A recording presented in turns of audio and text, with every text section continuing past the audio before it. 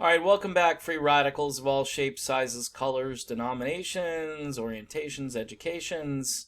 Um, I want to be optimistic about life and about humanity, about the idea that people are smart and they can discern, they can look at the kind of fakery that is going on in the news media and they can see through it.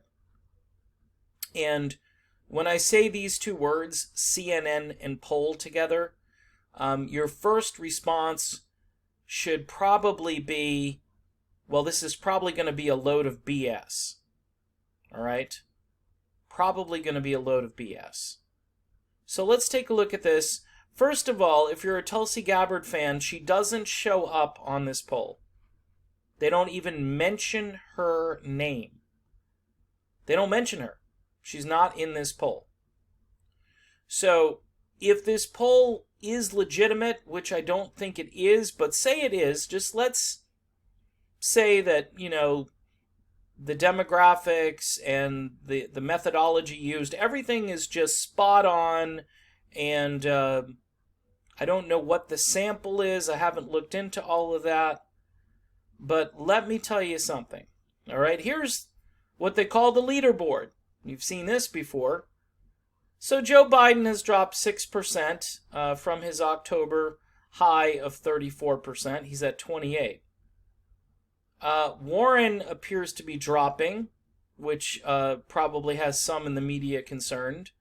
Sanders is going up, but he's not going up as much as I've seen him go up in other polls. The strong fourth, though, is Mayor Pete. They continue to talk about Mayor Pete and the strong fourth. This is an incredible narrative which started, a couple of months ago when Pete showed up in fourth place in a poll. So they go through all of this. They talk about Joe Biden continues to lead. Warren and Sanders battle it out for second place, although Sanders is comfortably ahead, at least in this poll. Not comfortably, but 3% is 3%. This is a new CNN poll conducted by SSRS. And of course, we got to talk about Mayor Pete. I've never seen what is with Mayor Pete and the media. They're going to say some crazy stuff in this article. No other candidate reaches 4%, meaning the poll does not result in any changes to the lineup for the Democratic National Committee's December debate. By the way, this is a qualifying poll, and there's no Tulsi Gabbard. A cluster of 4 candidates stand at 3%, and they include Bloomberg, who can't qualify for a debate because he's not taking campaign donations. All right? That's the one small thing I can give the oligarch credit for. He knows he's got so much damn money that if he actually took campaign contributions and asked for the dollar like Tom Steyer is, he would look even more ridiculous than he already does. Okay? He is joined by Senator Kamala Harris, businessman Tom Steyer, Andrew Yang, Senator Amy Klobuchar of Minnesota, and Cory Booker of New Jersey.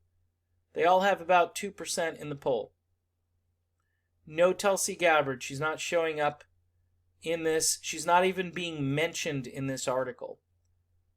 The findings suggest slight declines in support for Biden and Warren, and a modest increase in backing for Buttigieg, whatever his name is. Sanders' support remains about the same. No, it actually ticked up a little bit. Again, this is the fakery in this particular article is mind-blowing. And between the poll and the way they word things, a majority of potential Democratic voters remain uncertain about their choices. Really? Maybe because you've flooded the field with so many choices they can't make their minds up. Just 42% say they have definitely decided on their candidates. Biden continues to have an edge among that group of committed voters. Okay. I mean, this whole thing might be just a waste of time, people. There are days I do this and I go, what's the point? Really, what is the point? If they're just gonna, a bunch of mind-numbed robots are gonna go out there and vote for Joe Biden because it's Joe Biden. It's a Chevrolet. It's Joe Biden. Asked who they would choose if the race came down to the top 4 instead of the 18 major candidates currently in the running. The order at the top remains the same. Biden continues. This is like ranked choice voting. Biden continues to hold the lead. 35% say they would choose him. 23% choosing Sanders. 20% Warren. 17% Buttigieg. Now this is insane here. Buttigieg's bump in the poll coincides with a well-received debate performance. What? He got toasted by Tulsi Gabbard. With 22% who watched or followed news coverage about last week's... Oh, they actually throw out a little nugget of truth here.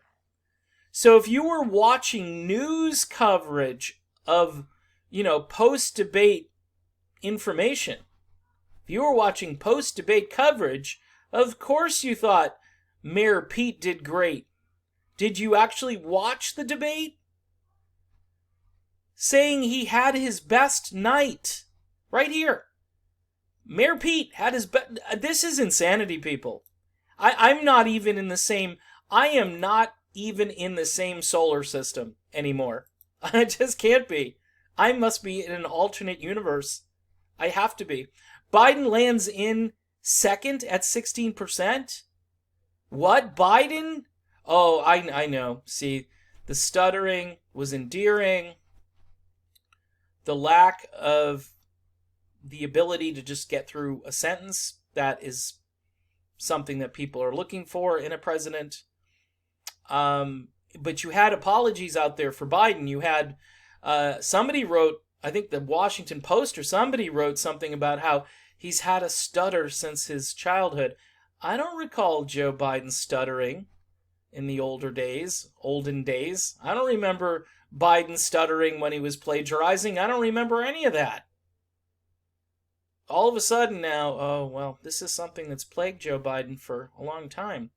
Look, I'm not trying to pile on Biden. I actually don't like people that go in on Biden in a way that I think is disrespectful. Because if he is suffering from something, it's not cool to just, start screaming at the guy.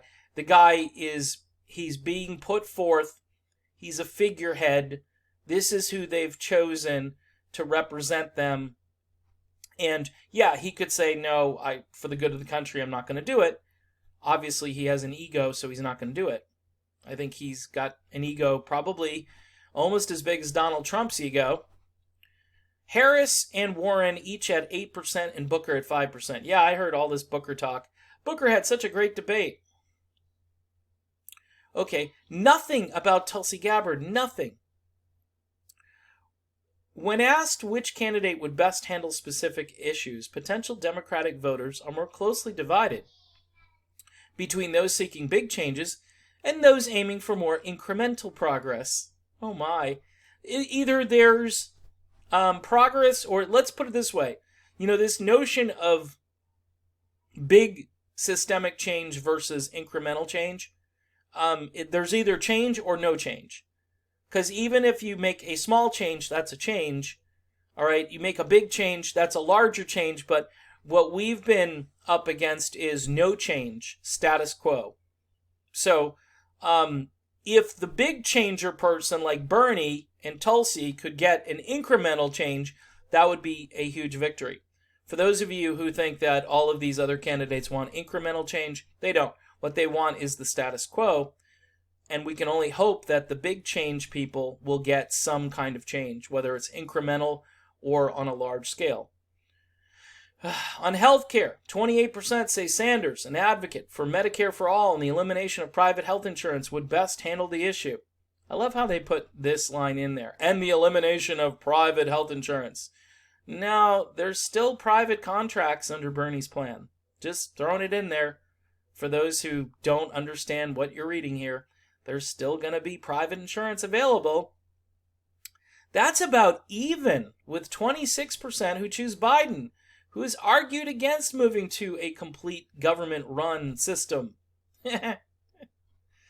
Oh, man. Another 19% say they prefer Warren's approach, which ultimately results in government health coverage for all, while 7% choose Buttigieg, and no other candidate has the backing of more than 3% on the issue. I don't know if I should even read on.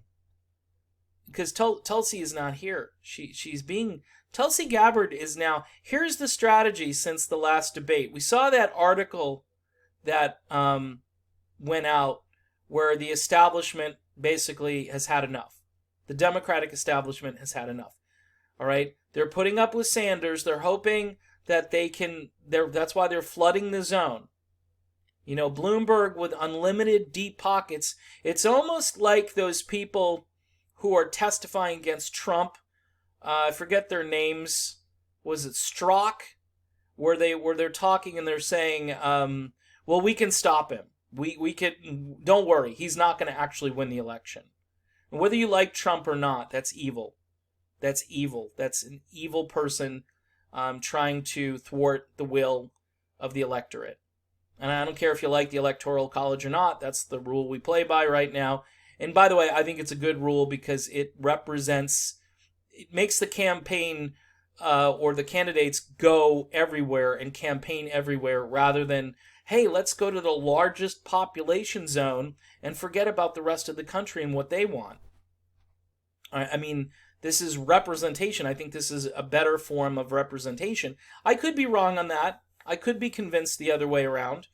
But if that were true, Hillary Clinton would be president right now. And I'm actually happy she's not president. I know that will bother some people who watch this, but don't really care. That's why the channel is called The Radical Independent.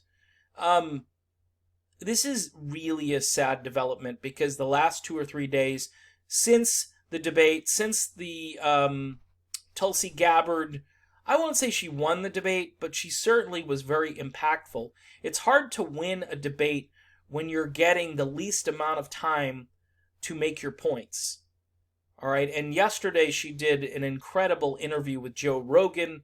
Again, I would go recommend you watch that. I know some people aren't too thrilled with what Joe Rogan's sidekick was talking about because he tends to be, he sounded more like a hardcore conservative or libertarian or something, but it's still a great interview. You're still going to glean more information from that than you would a silly CNN debate, which is basically a dog and pony show, a soundbite contest. That's all it is.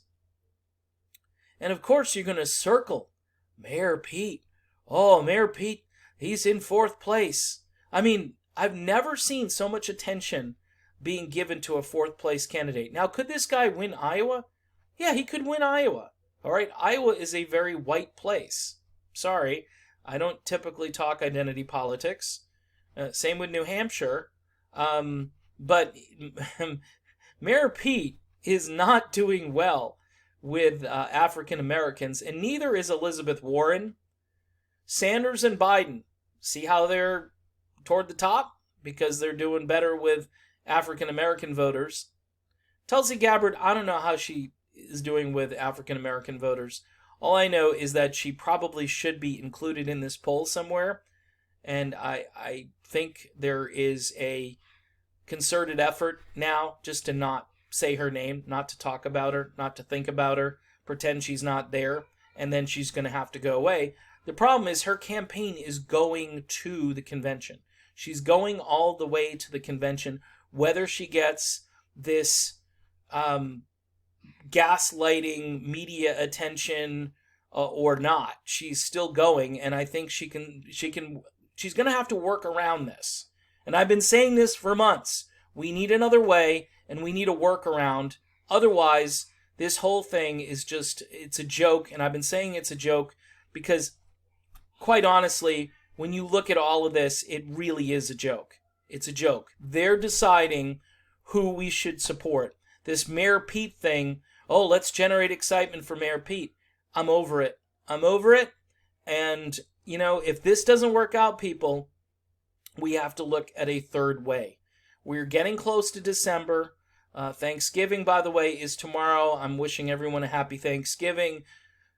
Unplug from politics for a little while, unless, you really want to duke it out during the Thanksgiving meal, which I think is just, you gotta deprogram for a day. If somebody says something dumb, you're going to have to try to ignore it. If they say, gee, Biden's sure doing great, or boy, that Bernie, he's a crazy socialist or something, you're going to have to bite your lip. I had somebody recognize me in town, not from the videos, because I was wearing this shirt.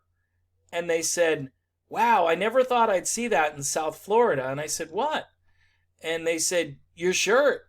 Tulsi Gabbard, my husband, and me, we're like huge fans of Tulsi Gabbard. And I was like, wow.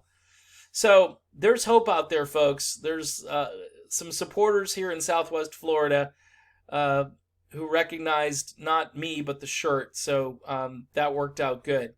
So there's always hope. There's always aloha. So have yourself a great Thanksgiving.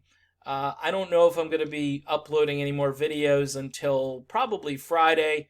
I may do one over on Rockfin, but check that out if you haven't already. Great platform. No demonetization over there.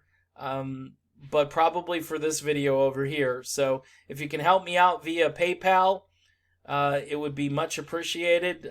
Things are lean right now as far as how many people are watching these videos. And, it gets discouraging. It just does. Especially when you see fake news like this. Because this is fake news by omission. And it's depressing. All right, I'm done. I'll see you soon.